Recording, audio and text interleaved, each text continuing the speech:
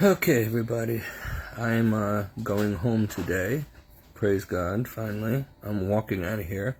Still a little unstable. I got to do PT at home, but and I got a lot of outpatient stuff to do. And put it this way, my legs have never been as skinny since I was in my 20s or 19.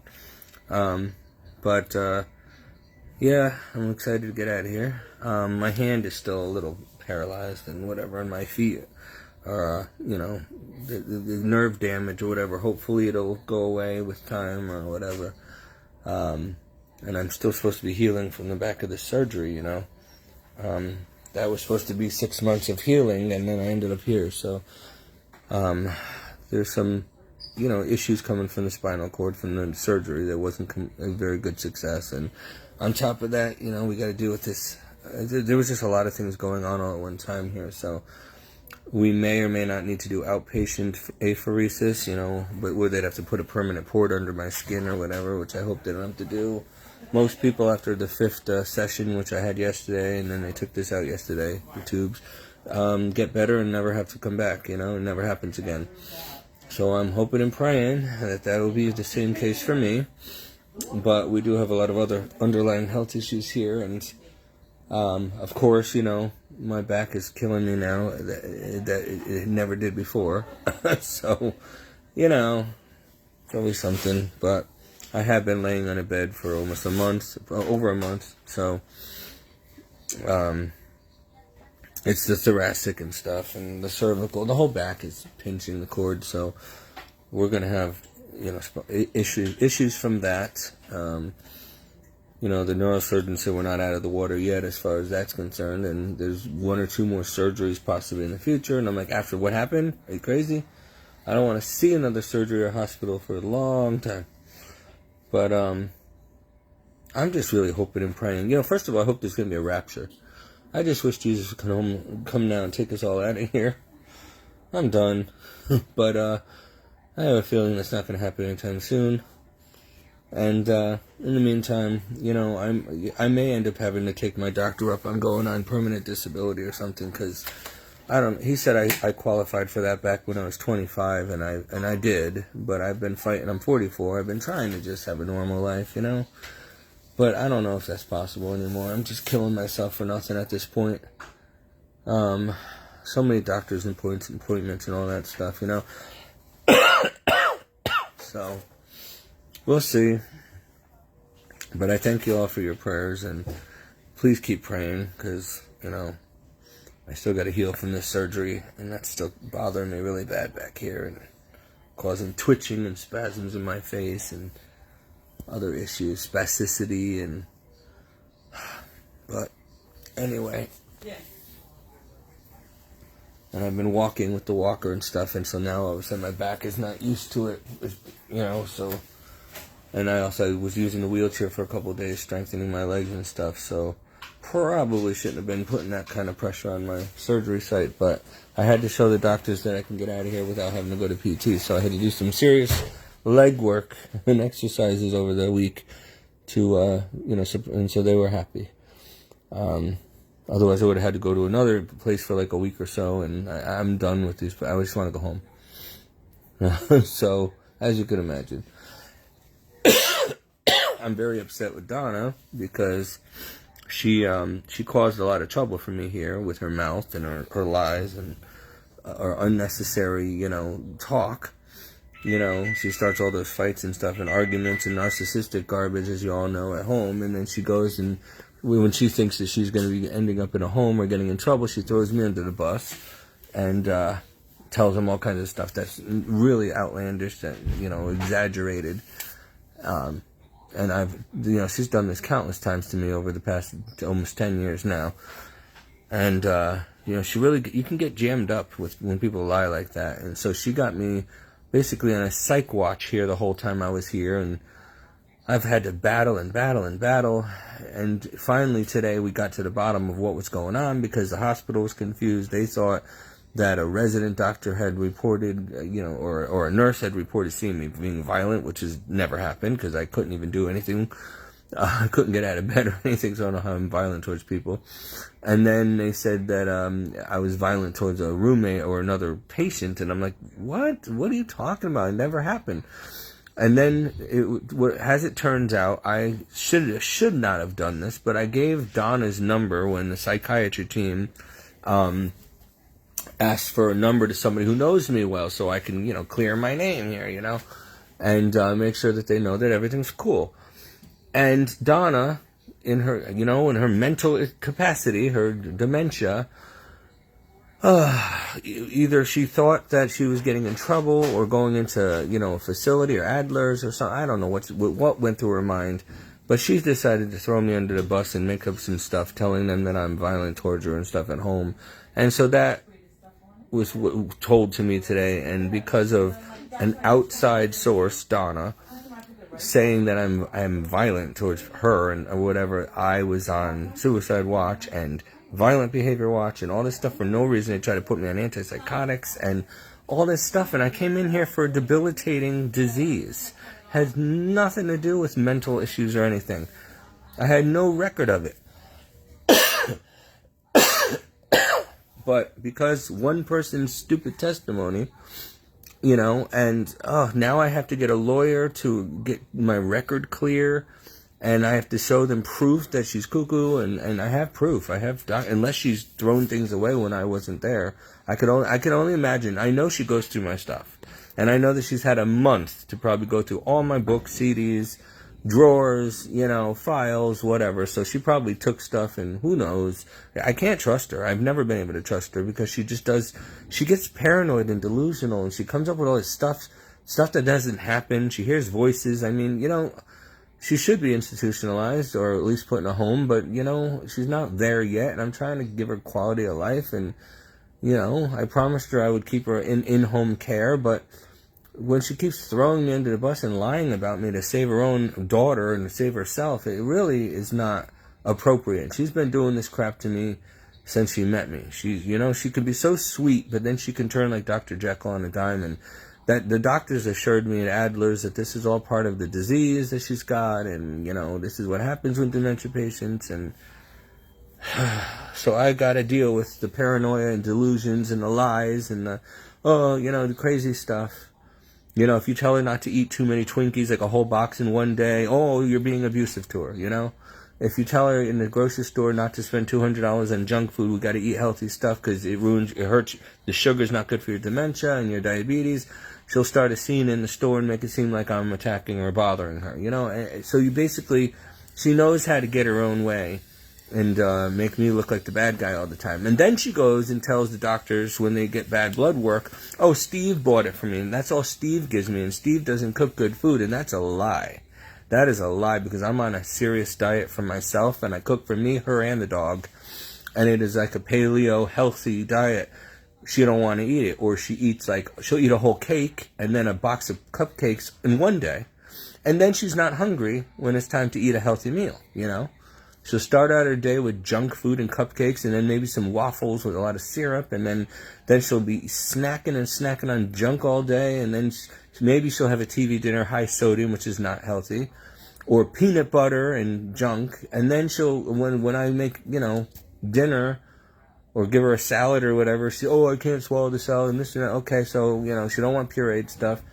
Whatever, I'm just so tired of it. I've tried everything with this woman. She is intent on sabotaging her health and then lying. I hear her get on the phone, and when they say, so, how is everything? How are you each following the diet plan we gave Steve? Oh, no, Steve doesn't cook, or I'm like, why do you lie? Why do you always, I'm so tired of it.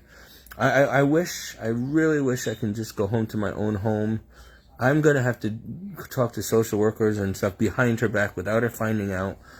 And then I'm going to have to talk to the lawyer about amending the will and stuff so that, I don't need to be her power of attorney anymore, and I don't need to, she's going to have to be on her own. I mean, you keep cutting off you keep biting the hand that feeds you all the time, and it's not right. Her and her daughter used to call the cops on me anytime Donna didn't answer the phone, and she's really cuckoo in the head. And she'll tell the police anything to get him to come out to the house. One time she said I had her mother tied up in the house, and I'm kidnapped and she doesn't know who I am when she knew darn well for 10 years who I am. Because I didn't get her check in time, because I have to pay her bills for her daughter, because her daughter can't do nothing. And so she didn't get the money on time when she wanted it, because I had to work, and I couldn't leave work to do it. And so she called the police on me and made up a whole story, and just because she didn't get the money she wanted when she wanted it. You know what I mean? Like stuff like that. She must have done that to me about 4 times already. And Donna doesn't reprimand her daughter. She said, oh, what can I do? She's a 55-year-old woman. I can't stop her. I'm like, then cut her off. Stop enabling her, whatever. Her daughter can do nothing. No harm, So this is what I deal with. 2 psychos. And, I agreed to this living situation. And it was supposed to be temporary. But I dumped all my savings and money into her and her daughter and the house and her car and everything. And now I have nothing left for myself. So anything I was supposed to be saving to get on my own. And then she said, oh, well, I can't live on my own and I don't want to end up in a home. So she put me on the deed and the lease and everything and in the will to inherit the trailer in case she died. And to guarantee that I have a place to stay, and kind of hoping that she can keep me trapped there.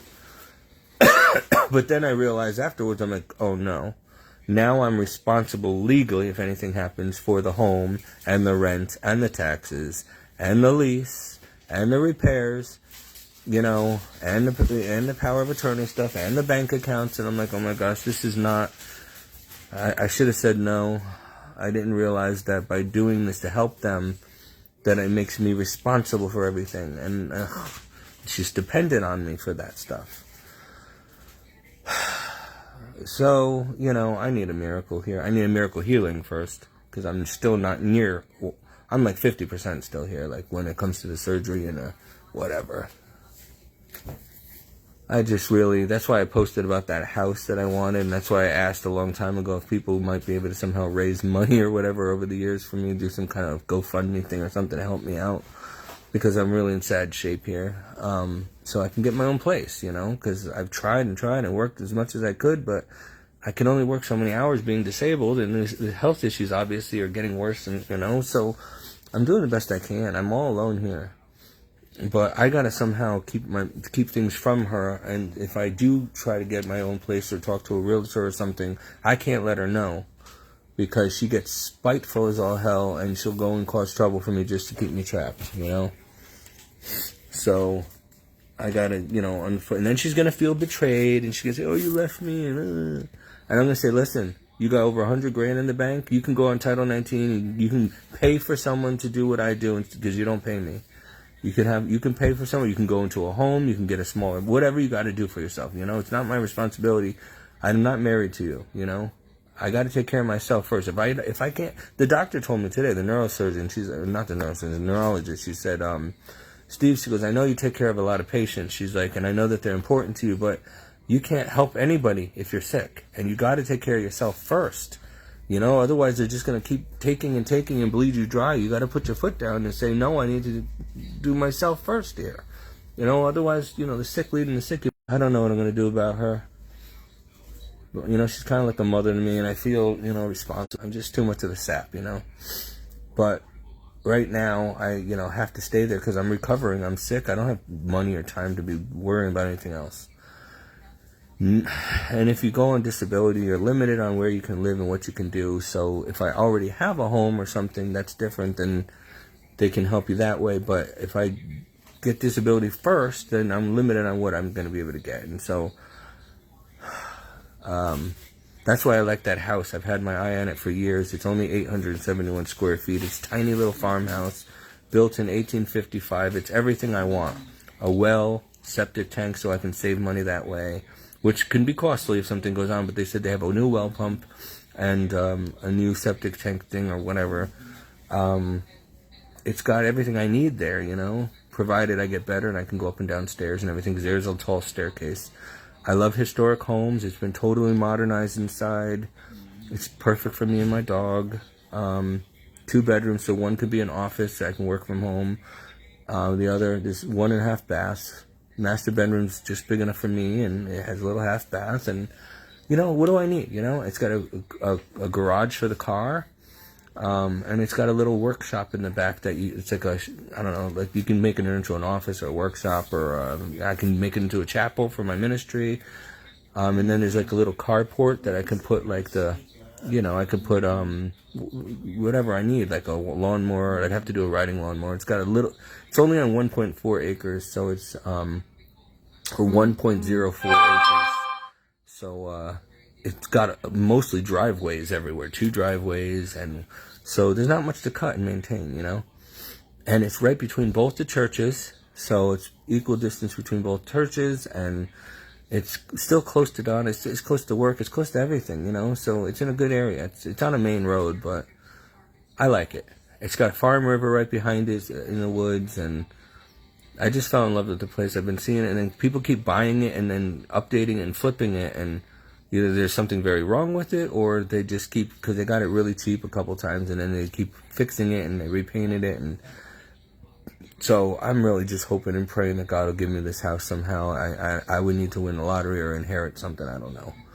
Maybe I'll be surprised and there's a GoFundMe that somebody's going to say they've been raising for me when I get back. I doubt it. I mean, I've been sick for a long time and asking for help for a long time, and nobody's done anything like that for me. So I'm not going to hold my breath. And because of this stupid illness, I've been getting offered really good government jobs and stuff, but I can't do it because of my health issues. And that's where the money and the benefits and everything are. And I'm interested in that stuff. I have like a lot of high level security and stuff under my belt, anti-terrorism training. I mean, you name it, I've done it. And so there's some jobs I have my eye on that they're interested in me. But look at me, I'm practically crippled. I can't. I don't know. So, we'll see what happens. But like I said, please keep those prayers coming. I'm not out of the woods yet. And my FMLA, medical leave, the protection to keep my job is ending soon. So, I don't know if I'm going to keep my job. And you know what? That company never treated me right. And the clients did, but the company has been not very good to me.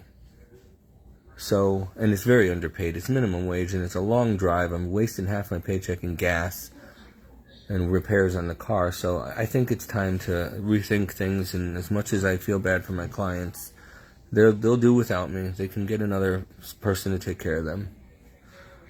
I think it's time for me to think about myself and another job, some kind of a different kind of employment that I can handle. I've been in this too long. Or maybe just have to face the facts that it's time for permanent disability. I've been fighting it for 24 years, so I tried, I really want to go into full-time ministry, so maybe if I'm on unemployment or disability or whatever, I can just focus on God and my ministry instead of having to keep going to work for minimum wage, And even if I get on permanent disability, I can still work up to 20 hours a week. So, there's plenty of companies out there that would hire me to do what I do, so I have options. I'll never be able to do like law enforcement or security again. It's too high risk if I get injured or whatever in a scuffle, but I don't know. But anyway, I'm just waiting to be picked up. I'm still not 100%, but it's the best they can do right now. And if I do happen to have a relapse, which is rare, that's if we got the right disease, because there's a whole spectrum that this apheresis plasma exchange treats. But this is in the category of MS, ALS, all that stuff. And then I still have to face the facts that I might have leukemia, so that's another whole battle. They said that they found leukemia, so I gotta see an oncologist and all that, and a hematologist when I get outpatient, so. And there's something in my throat, growing in my throat. It could be thyroid cancer or whatever, they don't know, so they were gonna try to see me here, but we've been waiting days for ENT to see me, and so we're going to do it outpatient. Everything's outpatient. I got a ton of doctors when I get out of here. I can't even rest. Every day there's doctors. I've just had it. I just want a vacation. I want a day where I don't have to do anything, you know? I think I've earned it. I am tired. I haven't slept much in a month. You get maybe an hour or two here and there if you're lucky, because you don't sleep in this place. It's day and night, constant poking and for blood draws and checking vitals and scans and CAT scans and, you know, physical therapy and then patients screaming all night long, keeping you up. And so I haven't gotten much sleep in a month. And that's not healthy when you're trying to heal, you know. You're supposed to be here to heal, but how do they expect you to heal if you never get a comfortable bed and you have a bad back and you're in agony in tears all night, and then, you know, they're poking and prodding you all 24 hours a day, you know. So, I don't know, but we'll see. I haven't had a proper shower in over a month. That's disgusting. I have to keep washing with this garbage stuff that I can't even, ugh. And then finally I was able to let them, like a couple of days ago, I was free to take a bath, supervised, just from the waist down, because I can't get this stuff wet, to wash, you know, from the waist down in this disgusting public shower that, ugh. So, whatever. Trying to be grateful. I'm really upset, though, that Donna, you know, caused all this extra stress and trouble for me the entire time I was here because of her big darn mouth and lies, exaggerations. She told the psychiatry department that I was violent towards her and abusive, which is not true. And, yeah, I banged on the table a couple times over the years because she's narcissistic abuse nonstop for 13 hours a time when she gets into this cycle. And eventually it's like, enough, you know, and then she goes and tells people I'm violent. And it's like, okay, if that's violence, then honey, you have no idea what violence is, you know. But anyway, let me get out of here. I'm waiting for my ride to come and my discharge papers. And see what else happens. So, but please, thank you for following me this whole time. I'm sorry if there's been times where I haven't been the best example, or, you know, the most gracious or pleasant, but, you know, I have been going through hell, and I'm still nervous because this seems to want to come back, you know, already, and I just had the last treatment yesterday, and so it might be something else, spinal and stuff, and the spinal surgeon just doesn't want a lawsuit, so he keeps saying, it's not the surgery, it's not the surgery. I beg to differ. I feel it. I know what's impinging here, you know. So, it's very tight, and, oh well. I just don't want to be crippled, you know. I was already almost quadriplegic here, and there's still some signs and symptoms here, and I don't want to go through that again.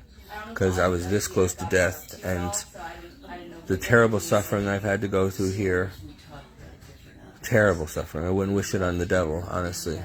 And the mistreatment and all that stuff, and the false accusations from Donna, and the psych team getting involved for no reason, which I did not come in here for psych. I came in here for this immune disease that was crippling me, and Donna and her big mouth got me in trouble for no reason, and she has no idea the damage she's done to me and my reputation here. And if I have to come back here again, it's still on my record. And now they're saying I have to get a lawyer, which costs money to have him get it expunged off my record. And it's like, all because do you see why God says not to lie, not to gossip, the sin of detractment? Do you know the damage it does to someone's reputation that is irreparable? It's like, okay, I heard a story, I think it was Padre Pio or someone that had told someone who confessed that they had slandered someone's reputation. So he said, okay, well, before I forgive you or give you absolution, I want you to take your pillow, a down pillow, go to the top of the mountain, cut the pillow open, shake the feathers into the wind, and then come back and tell me that you did it. So the lady or whatever came back and said, okay, I did it now, can you forgive me? And he said, okay, well, first you have to go back and pick up every single one of those tiny little feathers. And she's like, that's impossible. They've blown to all four corners of the earth. Like, you know, they could be anywhere. They're miles away. And he's like, now do you see That's what gossip does. That's what lies and slander do to a person. They go out there and they can never be retrieved. Once people hear it and keep repeating it, it does damage constantly for the rest of the person's life. So you need to watch what you say about other people, especially if you don't know what you're talking about. And even if you do know what you're talking about, it's not necessary for you to tell everybody's business and slander and gossip for no reason, you know. And so Donna has done this so many times to me. She's got me in trouble so many times. And not just Donna. My family and others have said things to keep me from getting good careers. Like my niece lied and said I was like an alcoholic and drug addict because she didn't want me working in the FBI with her. So I got hired and then fired in the same day because she worked there and lied to keep me out of there, out of a good paying job with benefits. My sister did the same thing in the PD, in the New Haven Police Department. My sister Donna. My other sister did the same thing when I went to apply at a bank. And then at Home Depot where she worked, when she worked there, I got the job first, but she took the job because she knew someone there. And they gave her the position I had in North Haven and wanted me to go all the way out to Milford, which is a real long drive. And that wasn't fair. So I didn't end up taking the job, but she screwed that up for me. I can countless times my family has said things about me that are not true, and I mean terrible things, just to hold me back in life and keep me from working. Oh, my sister then went to Sikorsky and got a very good job because I helped her get it, and my dad's good name and all that. She wouldn't have even applied to it if I didn't press her to do it and pray for it. And she got the job, and she's doing very well there. And then I got a job at Sikorsky. It was a very lucrative security job. It had nothing to do with what she does. She works for Marine One. I was supposed to just do security in a place. You never would have even seen me there. I don't have the same clearance. She has Yankee whites, I don't. And she lied. As soon as she found out they hired me, she had them fire me and told them all kinds of lies about me and said, oh, I don't want you working in the same place as me. Go work at Pratt & Whitney or somewhere else. You know, so she, again, held me back from a very good job that I need. And then you wonder why I'm poor and stuck in a trailer and minimum wage and never have any money or benefits. Or this is what my own family has done to me countless times. Yes. So now, you know, and they knew I was sick. So that's why God removed them from my life. Because they don't deserve to be in my life. They're not good to me. They're toxic. They're abusive, toxic, and they're liars. And that's the truth. And so, and how many times did they visit me here when I was near death? And how many times have I been hospitalized with serious problems over the years? Not one time has any of them called, except for my stepmother this recently, or visited. Okay? No visits, nothing. I got other people visiting me. I got people from Australia sending me flowers. But my own family? Nothing. Ugats. Nada. I almost died and my family didn't care. Okay? I gotta think about things when I get home. You know? So, anyway, for all of you who've been there for me all these years, I appreciate you. You know? I really do. And I don't know where I'd be without you. So, thank you. And thank God, because He's the one ultimately who's hearing your prayers and giving me another chance here, because it was real close.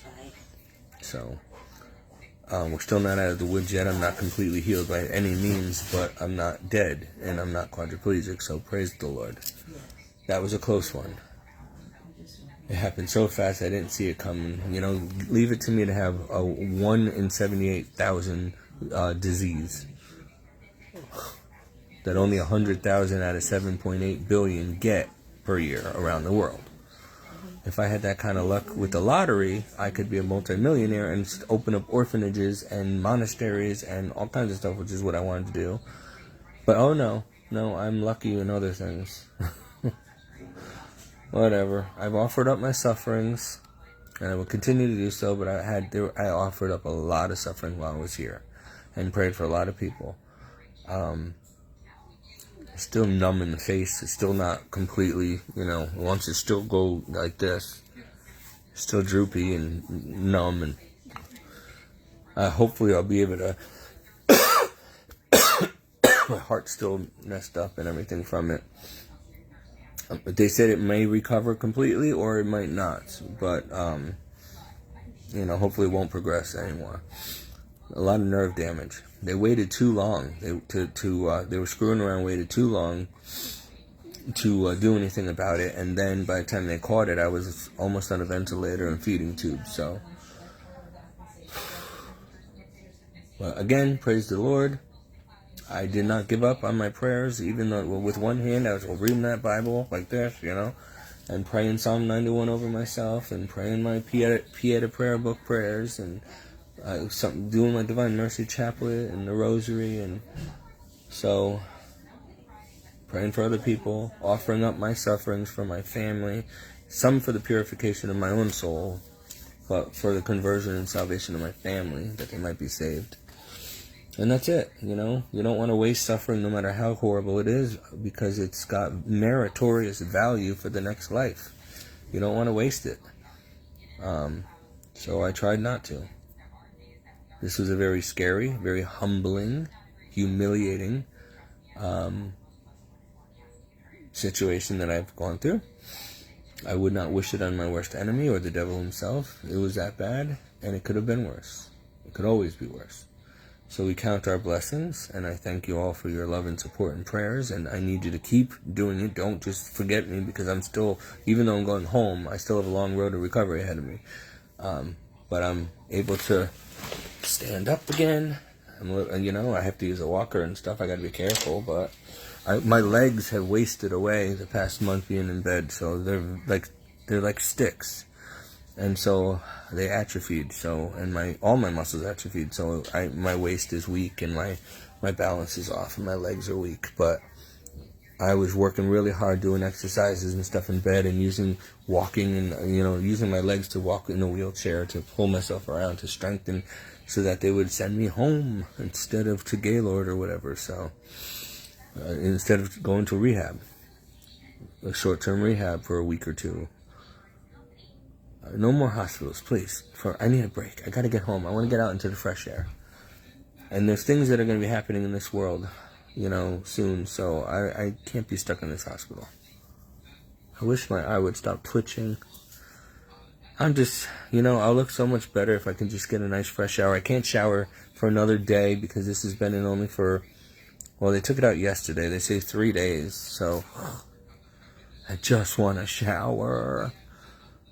I'm sick and tired of washing with, little bedpans or whatever you call them, and I need a full shower. I'm going to be in there for 2 hours scrubbing. I still got all this sticky stuff and bruises all over. I just can't wait to shower. I think I'm going to use bleach. But anyway, I can't even sit up straight from this surgery because I've been literally stuck bent in this bed for a month.